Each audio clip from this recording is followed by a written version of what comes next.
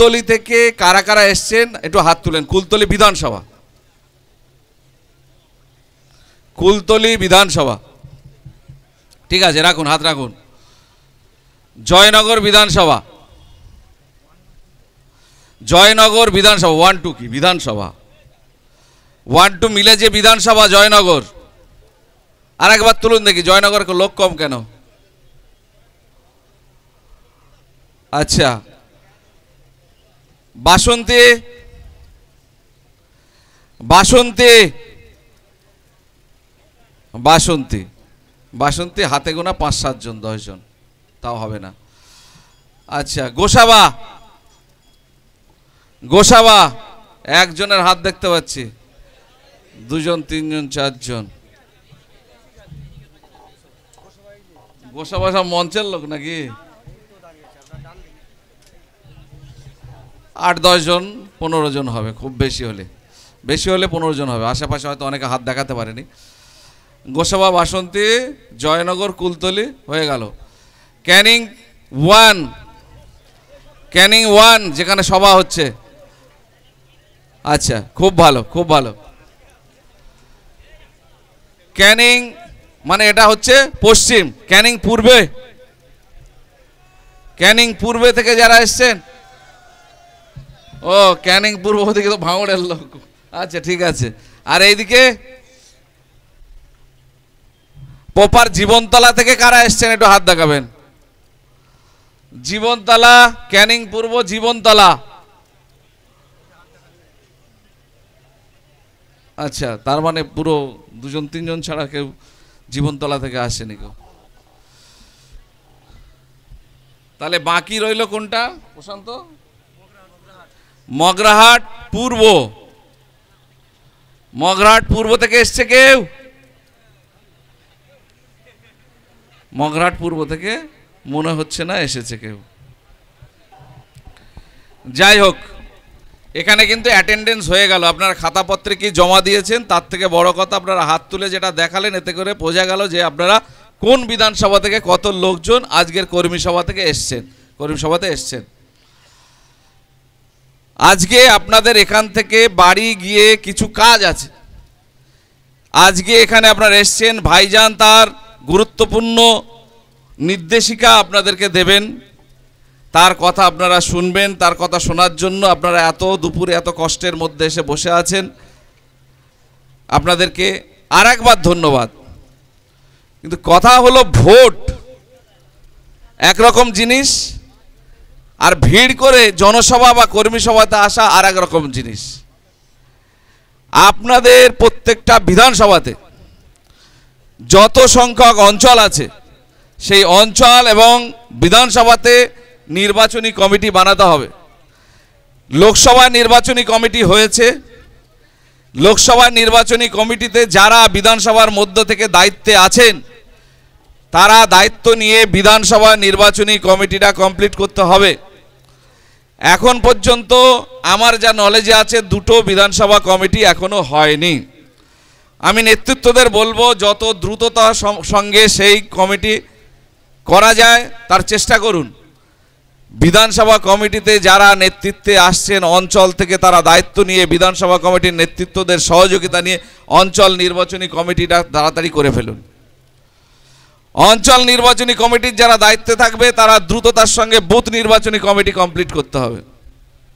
এই যে প্রসেস, এই প্রসেস যত তাড়াতাড়ি সম্ভব কমপ্লিট করে আপনারা বুথের এজেন্ট, একজন রিলিভার, তার সঙ্গে একজন, মোট 4 জন এজেন্ট এক একটা বুথে যত তাড়াতাড়ি সম্ভব কমপ্লিট করুন। যে এজেন্ট হাজার সমস্যার মধ্যেও বুথের মধ্যে বুক চিতিয়ে বসে থাকবে, কিছু না পারলে অন্তত নোট করবে যে কি প্রবলেম হচ্ছে। তাহলে বুথের এজেন্ট আপনি যেখানে দিতে পারবেন, আপনার ভোট কিন্তু সেখানে হবে। বুথের এজেন্ট দিতে না পারলে আপনি হাজার চেষ্টা করলেও সেই বুথে ভোট হবে না।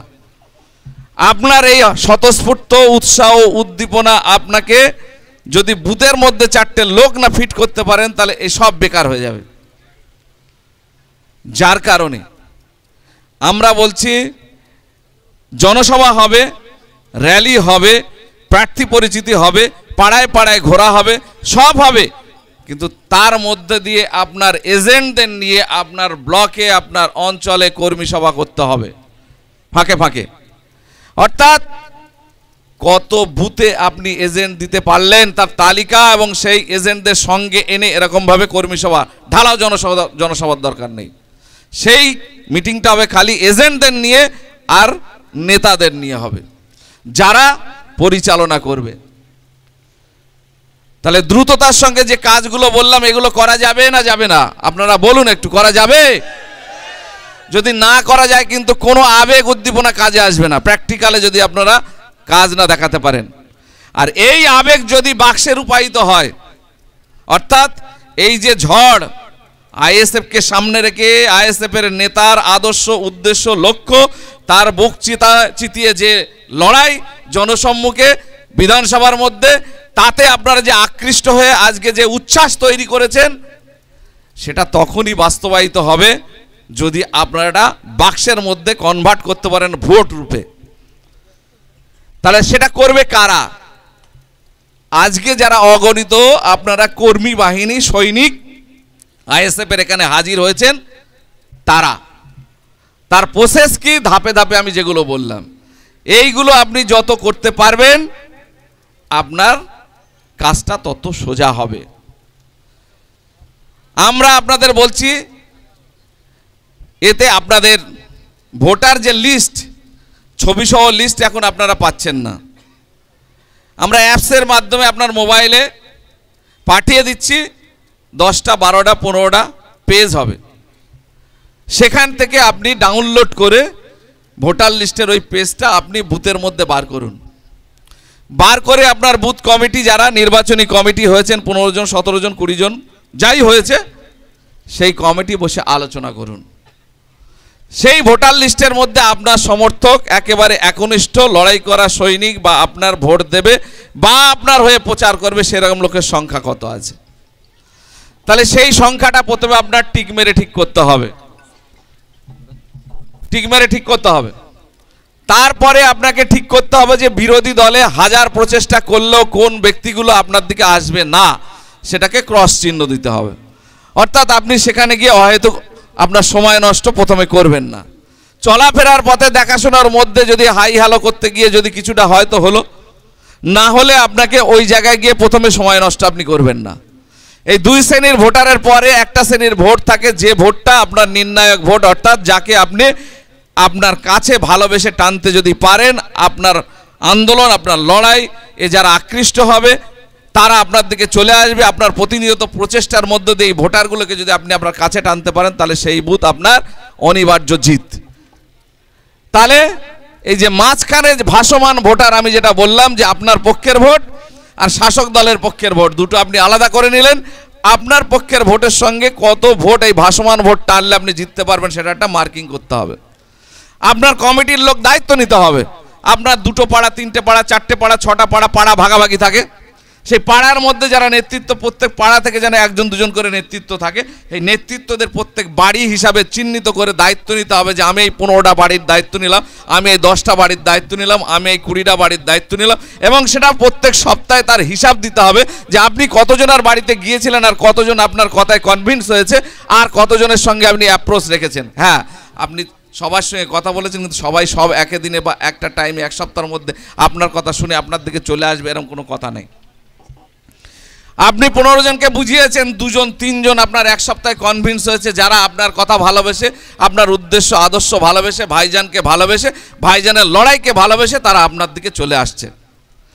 আবার ওই যে বাকি লোকগুলো আছে তার সঙ্গে আরও লোক বাড়িয়ে আপনার চেষ্টা চালিয়ে যেতে হবে। দেখা যাবে 15 দিনের মাথায় ওটা 10 জনে পরিণত হয়েছে।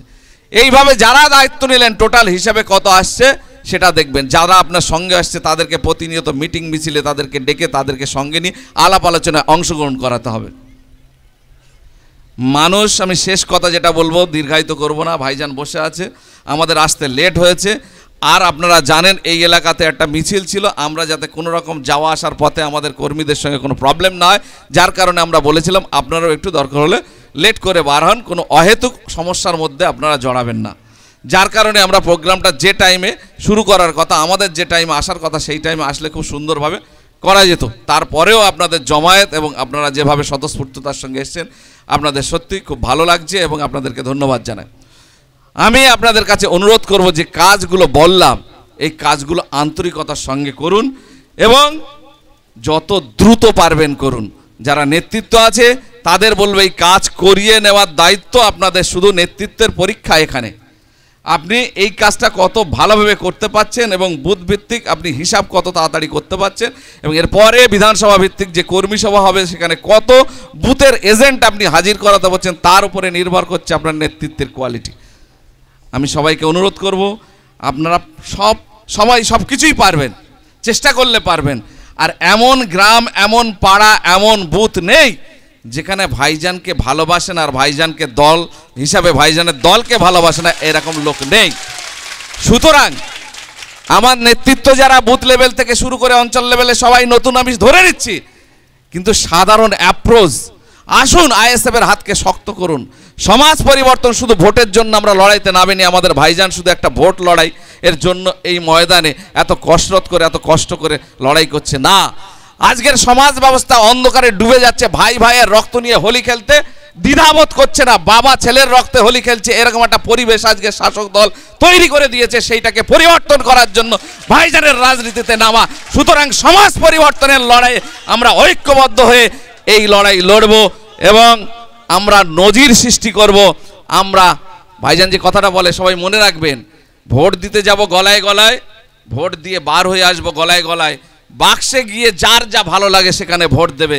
আপনি যদি বোঝাতে পারেন, আপনার আদর্শের কথা যদি বোঝাতে পারেন, আপনার উদ্দেশ্যের কথা, আপনার লক্ষ্যের কথা, সমাজ পরিবর্তনের কথা যদি বুঝিয়ে আপনাকে ভালোবাসে, ও বাক্সে গিয়ে আপনাকে ভোটটা দেবে।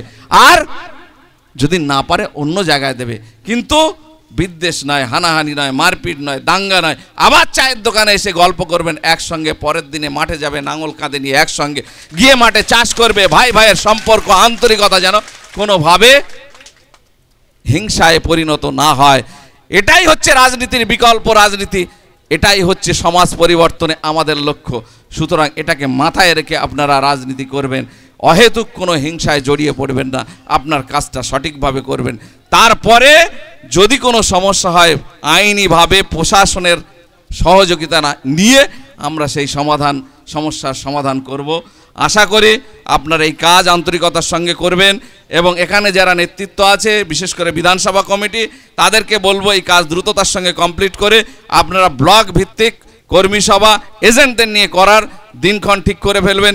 ঈদের পর কোনো দিন যেন না বাদ থাকে, ধাপে ধাপে এই প্রক্রিয়া সম্পন্ন হবে। আশা করি আপনারা এই জয়নগরের বুকে যে হাওয়া তৈরি হয়েছে, বিজয় আমাদের, আর তার কিছু টাইম সময় মাত্র অপেক্ষা করছে। সেই সময়ের জন্য আমরা পরিশ্রম করব, এই আশা ভরসা রেখে